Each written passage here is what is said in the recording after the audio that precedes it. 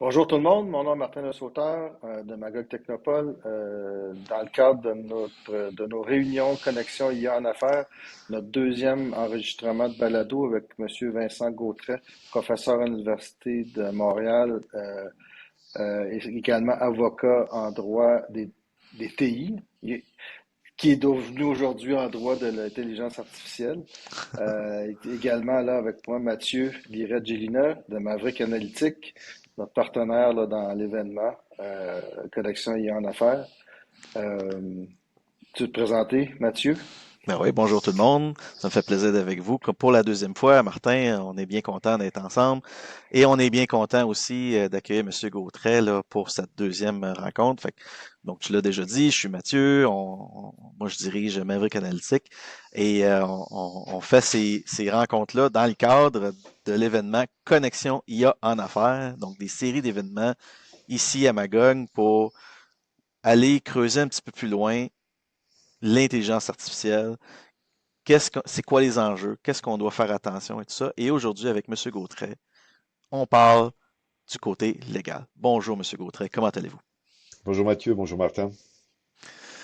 Pouvez-vous vous présenter peut-être en quelques minutes pour nos auditeurs, savoir un peu qui vous êtes, quel est votre Et niveau d'expertise? écoutez, je suis originaire de France, je suis arrivé au Québec il y a 35 ans cette année. J'étais venu pour une maîtrise et puis un peu par hasard, j'ai fait ma maîtrise, j'ai peur de faire rire le monde, sur les contrats par télécopieur. Oh, ouais. Et, Wow! euh, j'avais rédigé la moitié de ma thèse. euh, et je me suis rendu compte pendant ce moment-là que je m'étais trompé de sujet.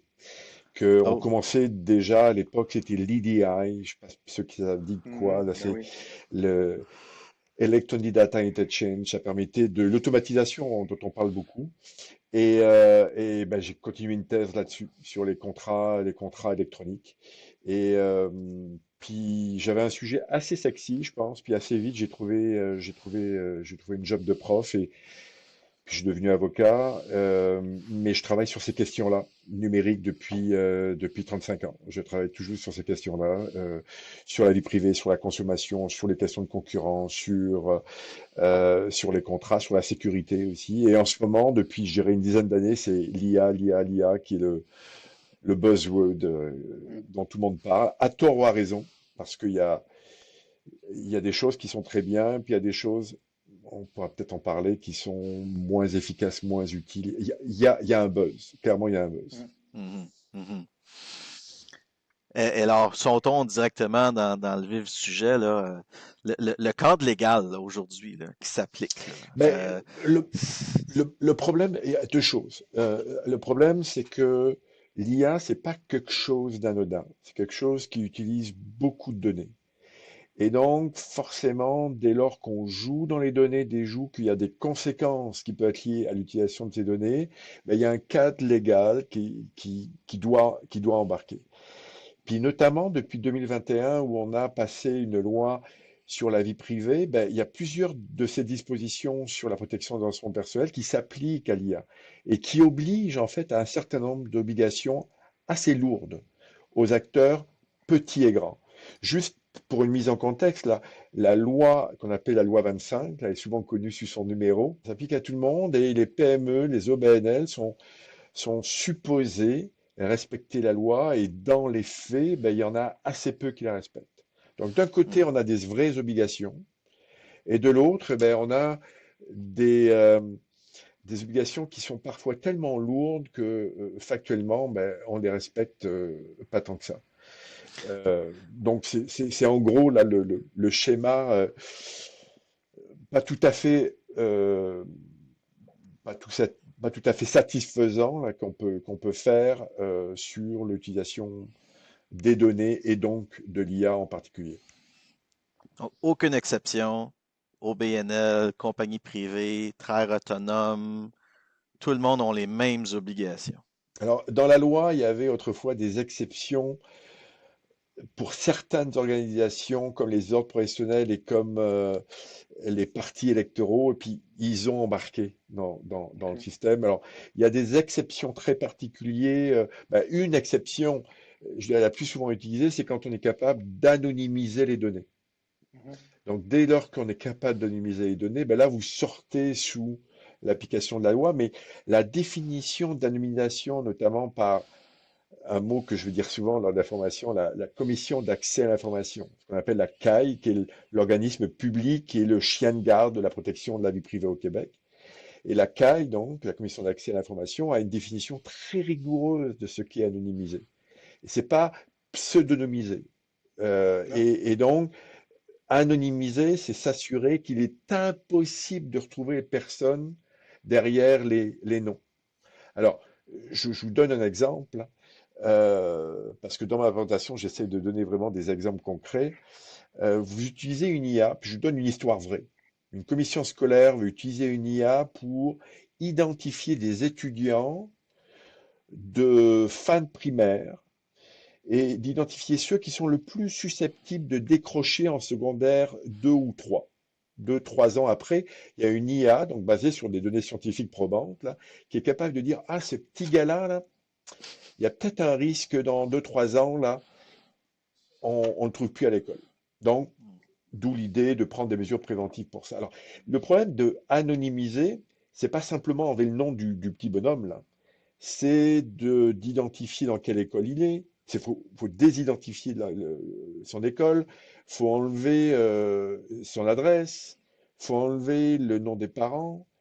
Mais l'IA est tellement puissante que même quand vous avez enlevé la plupart de ces données-là, vous serez quand même capable Donc, de le retrouver. d'être impossible de faire le chemin inverse pour réidentifier la personne. Dans la loi, on utilise un adverbe, un adjectif, c'est irréversible. C'est exactement ce que Irréversible. vous dites. Il est OK. impossible de retrouver la donnée. Et ça, dans les faits, c'est ultra difficile.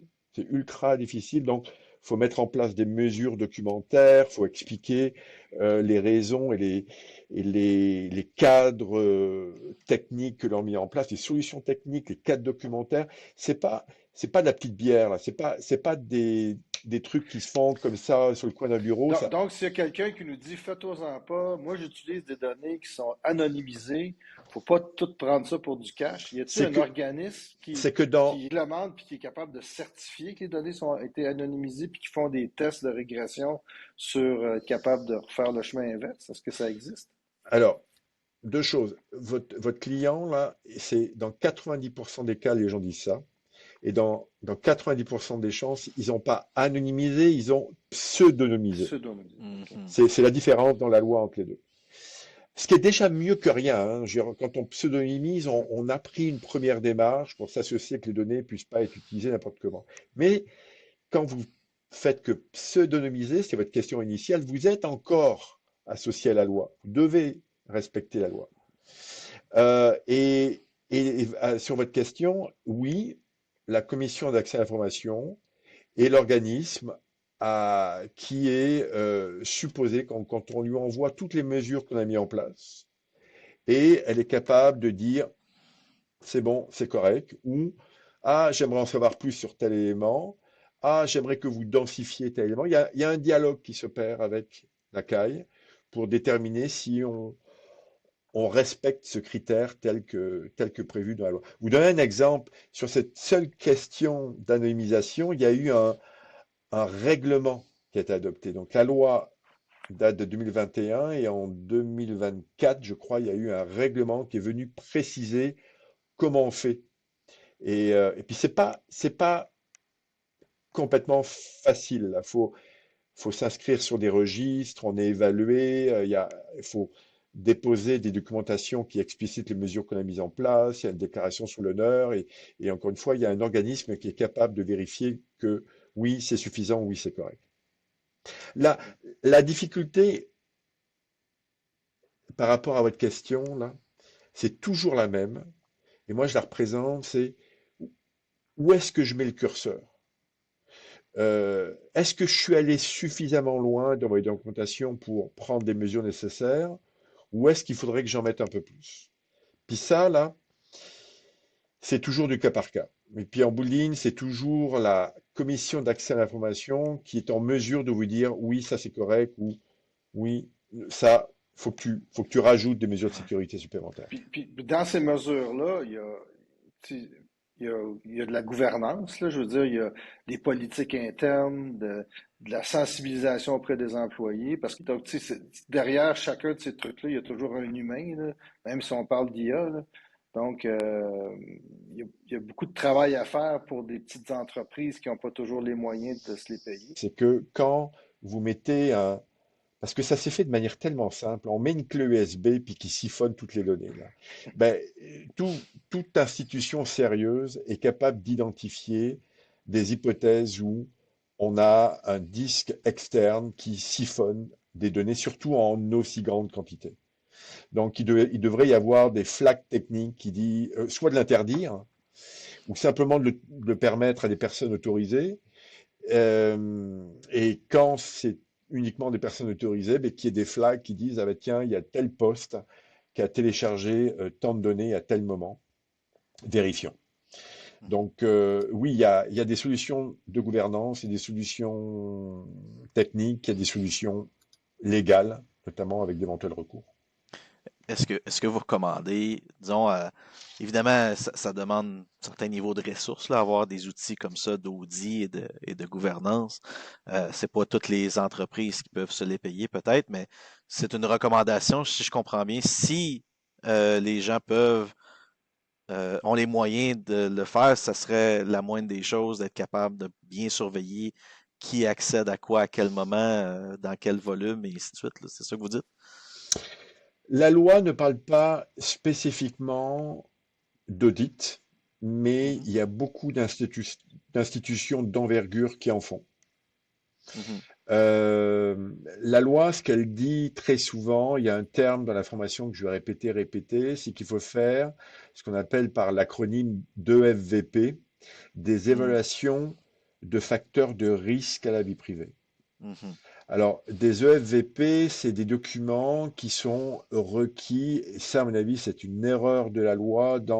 Dès que vous jouez dans les données, là, c'est pas le terme de la loi, évidemment, mais vous devez faire une EFVP. Ah ouais. Notre loi québécoise, elle s'est beaucoup inspirée d'un règlement européen, mais sur plusieurs questions, dont celle-ci, elle est allée plus loin que l'Europe. Elle est plus exigeante que Ah ouais. l'Europe. Et en Europe, on dit qu'il faut faire des EFVP, des évaluations de facteurs de risque à la vie privée, dans les cas où il y a un risque sérieux à une atteinte à la vie privée. Alors que nous, c'est dès qu'on joue, dès qu'on exploite un nouveau système, Ah ouais. dès qu'on joue dans les données, faut en faire une. Puis, Ouais. de Même, facto, de même facto, si les données sont bien contrôlées à l'interne, là, c'est aussitôt qu'on a des données, ça prend un FVP. alors, après, la loi dit, ah, mais attendez, cette EFVP, elle doit être proportionnelle. Ça, c'est les termes que les Ah. juristes en adorent, là, c'est-à-dire, je suis incapable de vous dire, là, vous devez passer Ouais. par un avocat pour savoir si c'est proportionnel ou pas. Mais donc, l'idée derrière tout ça, c'est que on, on veut pas tuer une souris avec un canon. On veut pas non plus utiliser des armes démesurées. Mais l'exemple que je vous prends là sur la commission scolaire, qui est Mhm, une vraie jurisprudence. Ça, c'était au départ donc une commission scolaire qui n'a pas d'argent à profusion, là, qui utilise, dans le cadre d'un projet de recherche universitaire, au départ, c'était un projet de 20 000 piastres. 20 000 dollars pour développer l'application. Rappelez-vous de décrochage scolaire. mhm. Euh, et ce qu'a dit la CAI, qui a rendu une décision sur cette affaire-là, vous devez faire une EFVP. Ben, je m'excuse vis-à-vis de mes collègues, là, la plupart de mes collègues, c'est ils vont vous demander plus que 20 000 pour faire le FVP. Donc, quand la réponse légale coûte plus cher que le développement, il y a un problème là. Il y a un sérieux problème. Il y a un sérieux problème. Ouais. Donc, c'est une solution intéressante, mais je pense qu'on l'exige dans trop de situations. Alors, après, calmons-nous. Là, je vous dis que il y a beaucoup d'entreprises, notamment les plus petites, qui ne respectent pas, qui ne respectent pas la loi. Faut savoir que à date, là, en bientôt 5 ans, 4 ans et demi, il n'y a pas encore eu une condamnation financière. Il il y a eu plusieurs décisions qui ont dit c'est pas correct, vous devez améliorer ceci ou améliorer cela, ou des fois même, vont même jusqu'à dire, notamment pour tout ce qui touche la biométrie. Donc l'IA qui touche à des images, ça la CAI Hmm, met un flag non presque à chaque fois, hmm, mais il n'y a jamais eu de sanction financière pour le moment. Alors que la hmm. loi l'autorise. En fait, la loi a copié-collé le règlement européen en disant on peut même aller jusqu'à 4% du chiffre d'affaires de l'entreprise comme sanction. Mais ça n'a jamais été appliqué à ce jour. Jamais. Jamais. OK. Puis, non seulement ça n'a jamais été appliqué, mais la CAI, pour l'instant, fait la présidente de la CAI, qui a été changée il n'y a pas très longtemps, dans son premier discours, a dit on est dans un mode collaboration. Donc, je pense, moi, qu'une PME qui sérieusement voudrait utiliser une IA, aurait intérêt à très vite. Donc, il faut mettre en place des documentations internes, des règles de gouvernance, comme vous l'avez dit, Martin, puis très vite les envoyer à la CAI qui va jouer son rôle et qui va presque conseiller en fait les acteurs en leur disant Mhm. sur ce point-là tu es correct, sur ce point-là il faut que tu densifies, il y a un besoin de plus de robustesse. Donc ils sont en mode collaboration, donc ils sont plus aidants qu'une institution, même si elle a la capacité de faire de sanctions. J'avais souvent lu, je sais pas si c'était euh, une chose vraie ou pas, ou qu'il y a des nuances à apporter, tout ça, qu'on me disait, si tu utilises un logiciel américain, par exemple, plein d'intelligences artificielles sont évidemment américaines, on pense à ChatGPT, par exemple, j'utilise ça dans un milieu professionnel, je rédige des courriels avec ça, je fais copier-coller des courriels, et là, ben, les données traversent la frontière. Et là, moi, j'avais pris pour acquis, puis peut-être à tort, que à partir du moment où les données traversent la frontière, là, ça te prend ton EFVP. Est-ce que finalement, il y a un risque accru quand on traverse la frontière avec nos données? Est-ce qu'on est un petit peu trop sur le mode panique? Qu'est-ce que vous avez à dire par rapport à ça? Alors deux choses. C'est tout sauf une légende urbaine. Dès Ah ah. que, dès qu'on utilise des logiciels externes, des prestataires qui sont aux États-Unis, il faut faire une EFVP. Donc, dès que les données sont transférées, Mhm, il faut faire une EFVP. Donc, il faut faire un document, en parlerai. Une EFVP, c'est quoi? C'est d'un côté, on regarde les risques, et de l'autre, on regarde l'occurrence, les chances, ou la malchance plutôt, que ce risque arrive. mhm, Et quand, avec ces abscisses ordonnées, on arrive à un très haut chiffre, qu'il y a des très grandes chances que ça touche des données qui sont particulièrement sensibles où le risque est élevé, ben là, vous avez un pointage. Donc, si on fait une échelle de 0 à 5 de chaque côté, si on est à un 20, un très gros risque que ça arrive, très haut risque par rapport aux données qui sont sensibles, on est à 20, ben, il faut trouver des mesures pour baisser le niveau. Et donc, avoir moins d'occurrences que ça arrive et avoir un risque moins élevé. Comme l'anonymisation ou comme la mhm. pseudonymisation. Est-ce que c'est à la portée d'une PME de faire une EFVP? Est-ce qu'il peut la faire elle-même ou elle a besoin d'aller consulter des équipes spécialisées, des avocats, C'est compliqué de, c'est de la gestion de risque. C'est de la gestion de risque que les entrepreneurs sont très capables de prendre. Puis Mhm, moi, je suis moins en pratique privée, mais moi, je connais des anciens étudiants qui font ça à tous les jours et qui me disent, moi, j'ai énormément de clients qui viennent me voir et puis qui repartent en disant, ben, trop cher, je vais pas le faire. Je parle des mhm, petites structures. Mais mhm, quand je parle de petites structures, c'est aussi des petites villes. Puis des villes Mhm. qui sont pas minuscules, là, de quelques dizaines de milliers de personnes, là, Mhm. Mhm. c'est pas des villages, là. Et qui vous disent, ben, écoutez, là, ce que vous me demandez, là, je peux pas hausser les taxes, là, pour qu'on soit conforme à la loi, là. Parce Donc, que, c'est un vrai enjeu. Puis encore une ouais. fois, il y a la fameuse proportionnalité que la loi dit. Donc, moi, je pense que encore une fois, il y a un guide que la CAI a fait pour rédiger ce SEAVP, mais le guide, il fait 45 pages, et puis, genre, même moi, des fois, je comprends pas tout. Alors, j'imagine pour une personne qui est pas complètement Aïe, aïe, juriste, aïe. c'est pas ultra accessible. Moi, c'est pour ça, moi, je travaille pour développer des modèles, Mais, pour, ouais, c'est ça, parce qu'il y a pas de plateforme. Est-ce que c'est trop nouveau? Il n'y a pas de plateforme en ligne où tu pourrais juste uploader des documents, puis il y aurait un IA qui regarderait Ben ça, ouais, puis qui dirait ton niveau de risque, puis tu sais, ça là, serait un peu ironique. non, mais basé sur ton niveau de risque, tu prends la décision, est-ce que je prends le risque ou est-ce que je paye? Tu sais, si ton risque est Ouais. super élevé.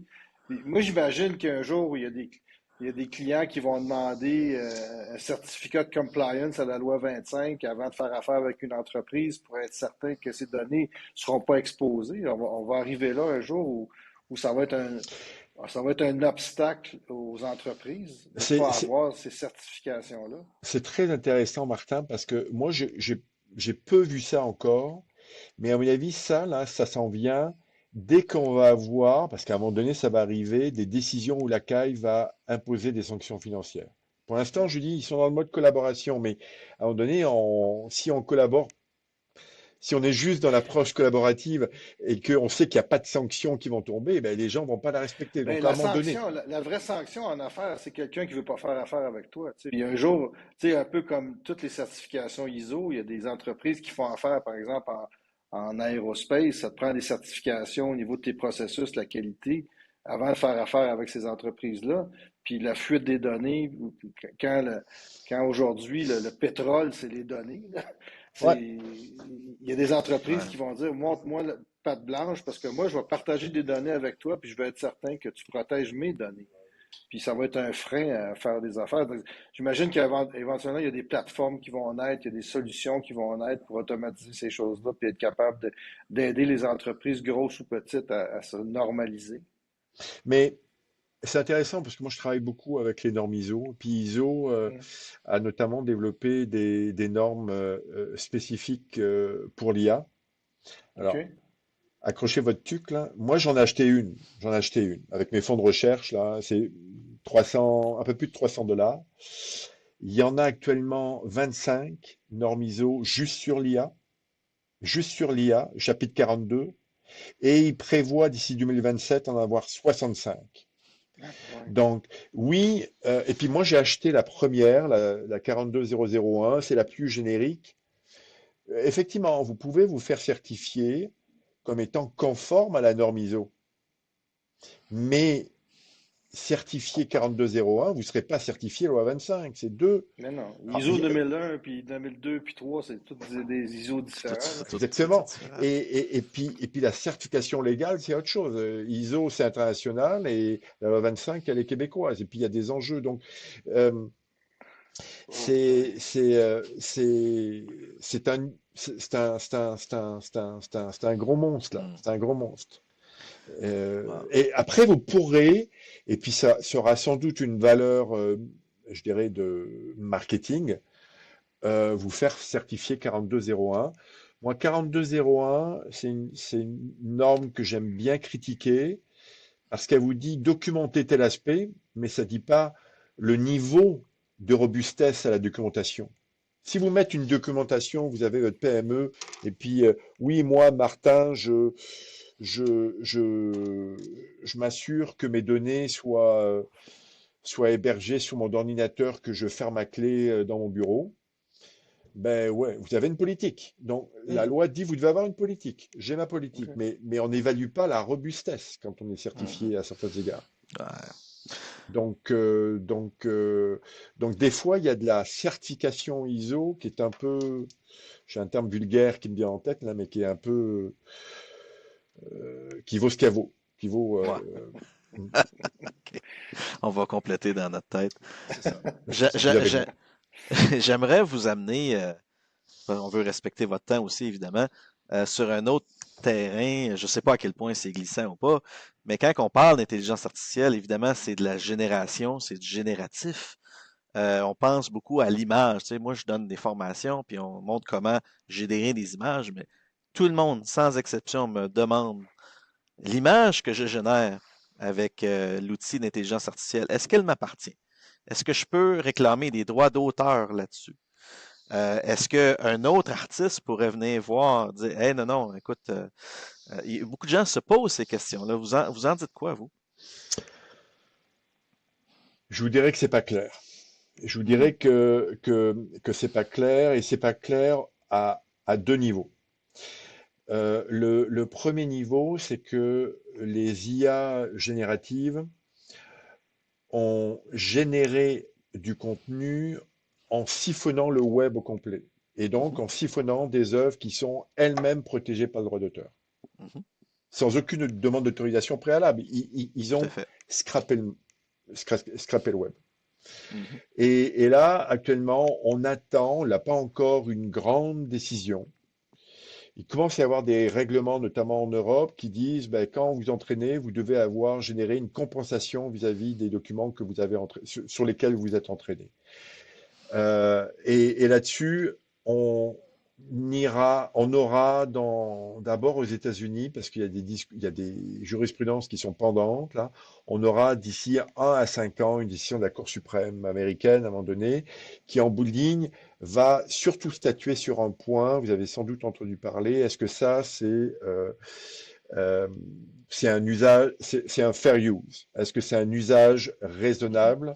que d'utiliser du contenu d'autrui? On le vole pas à proprement parler, mais on utilise quand même un contenu pour entraîner sa machine. Et ça, là-dessus, je serais bien.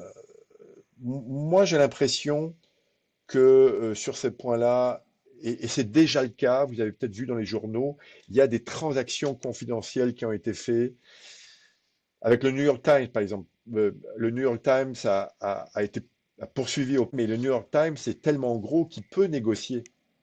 Alors que moi, mon site web qui a plein de contenus protégés par le droit d'auteur, oubliez ça, là. Je vais pas aller fighter contre OpenAI. Donc ça, c'est la première question. La deuxième question, c'est votre question précise, là, mais c'est est-ce que le droit m'appartient en sachant, puis là encore, la question est pas claire.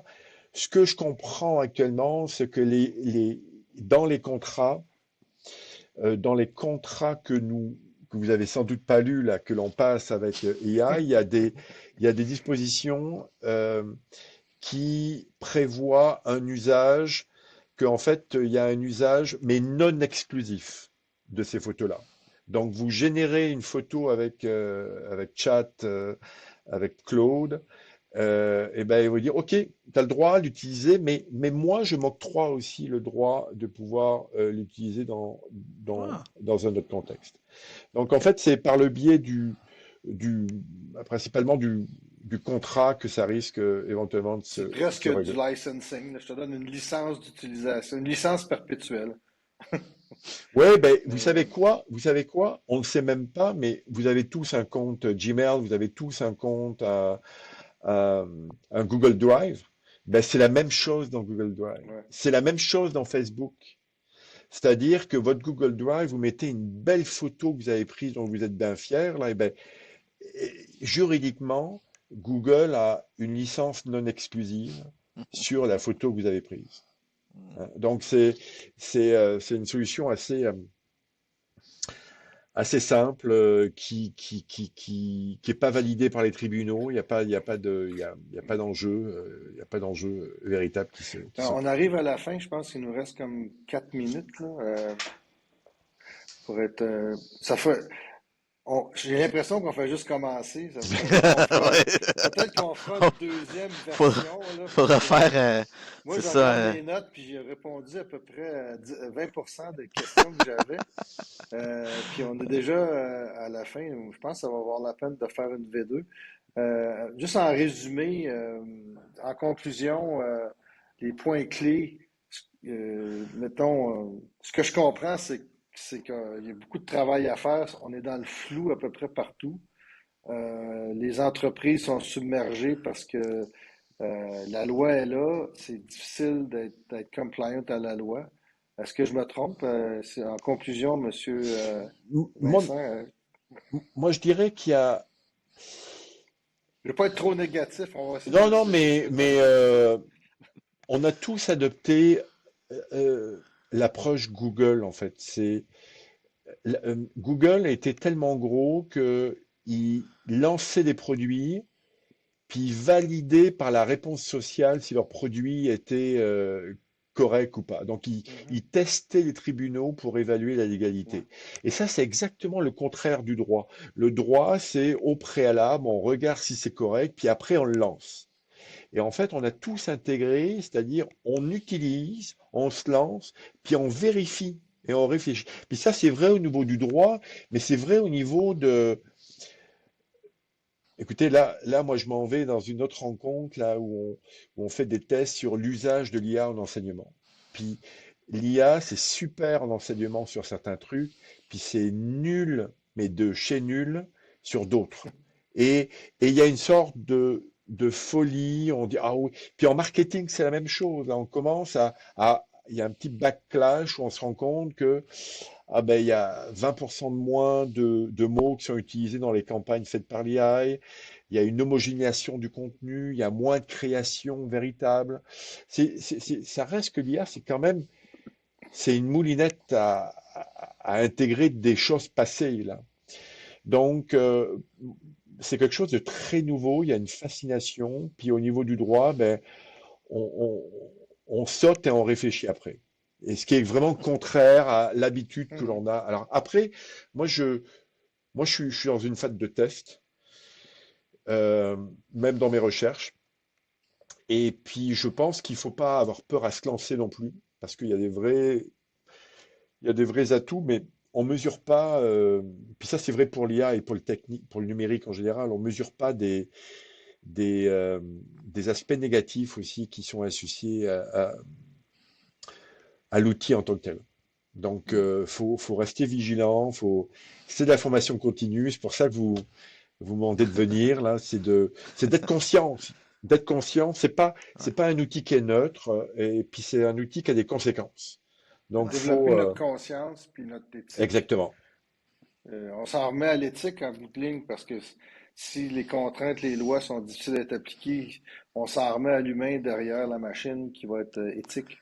c'est ça. Ouais. C'est l'utilisation. Qu'est-ce qu'on peut faire comme utilisation Mm. raisonnable, à Moi, mon je vous avis? donne un exemple. Le gouvernement, en septembre dernier, a décidé d'enlever le téléphone dans les écoles. Mm. Ouais, ouais, Solution géniale. ben ouais. L'introduction du téléphone pendant les 3 heures de cours le matin et 3 heures de cours, d'enlever ça, que des points positifs, tout le monde va vous le dire. C'est C'était ça. une erreur et on est revenu en arrière. Mais faut faire des tests, test-erreur. Ouais, Et avec l'IA, on va se rendre compte qu'il y a On va des faire la même chose. utilisations qu'on fait qui servent à rien et d'autres qui sont miraculeuses. excellent. Je... Oui, Excellent. Mais écoutez, Monsieur Gautret, je voudrais vous remercier énormément de votre temps aujourd'hui. Si vous voulez suivre Monsieur Gautret, vous pouvez aller consulter son blog au site web gautret.com. Vous avez aussi, vous êtes titulaire de la chaire LR Wilson sur le droit des technologies de l'information et du commerce électronique. Euh, Merci beaucoup, Monsieur Merci Gautret. C'était beaucoup. très éclairant. merci de Puis, votre qui confiance. sait, peut-être dans une deuxième épisode, on verra C'est ça. pour pouvoir continuer Il y a du cette matériel discussion.